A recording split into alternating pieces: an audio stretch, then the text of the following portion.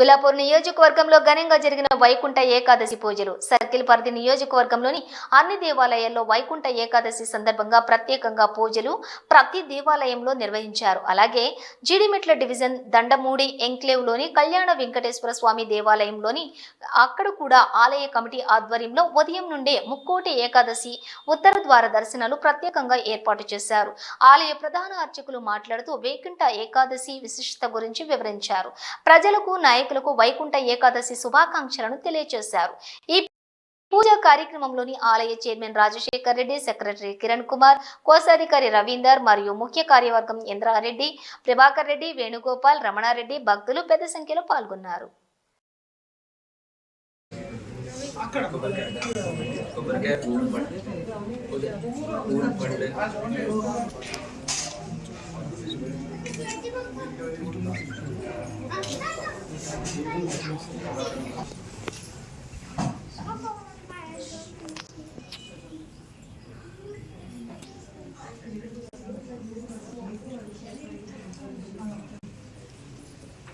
ओम सुखजलाय नमः, ओम रामाय नमः, ओम पद्मनाभाय नमः, ओम सदाभाय स्तुताय नमः, ओम तट्टवैकुण्ठलोकाय नमः, ओम गिरिकुण्ठविहारिणे नमः, ओम हरिचन्द्रगोत्रेन्द्र स्वामिने नमः, ओम शंकरानंदनेन्द्राय రమణారెడ్డి సార్ ఇల్లు వీళ్ళదే.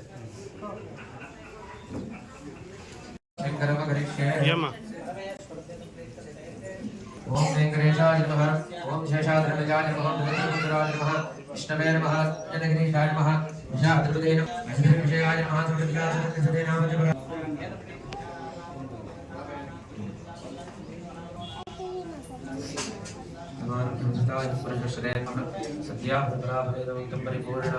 నారాయణ. ముందుగా భక్తులందరికీ కూడా వీక్షకులందరికీ కూడా ముక్కోటి ఏకాదశి శుభాకాంక్షలు. మరి ఈరోజు ముక్కోటి ఏకాదశి, దీనినే వైకుంఠ ఏకాదశి అని కూడా అంటుంటారు.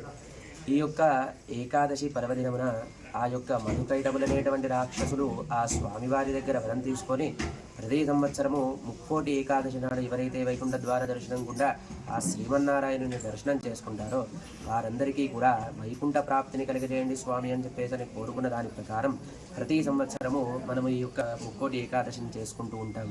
ఈ యొక్క వైకుంఠ ఏకాదశి నాడు ఎవరైతే ఈ వైకుంఠ ద్వారం ఉత్తర ద్వారంలో నుంచి వచ్చి ఆ యొక్క శ్రీమన్నారాయణుని దర్శనం చేసుకుంటారో వారందరికీ కూడా ఆ యొక్క వైకుంఠలోక ప్రాప్తి కలుగుతుంది, ఆ యొక్క శ్రీమన్నారాయణుని అనుగ్రహం కలుగుతుంది అని చెప్పేసి మనకి శాస్త్రవచనం.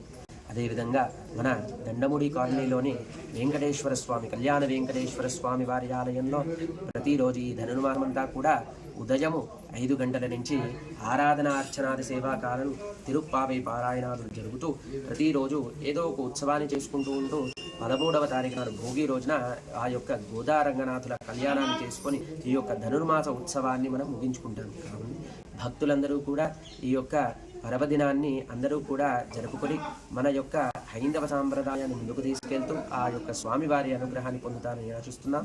జై శ్రీమన్నారాయణ.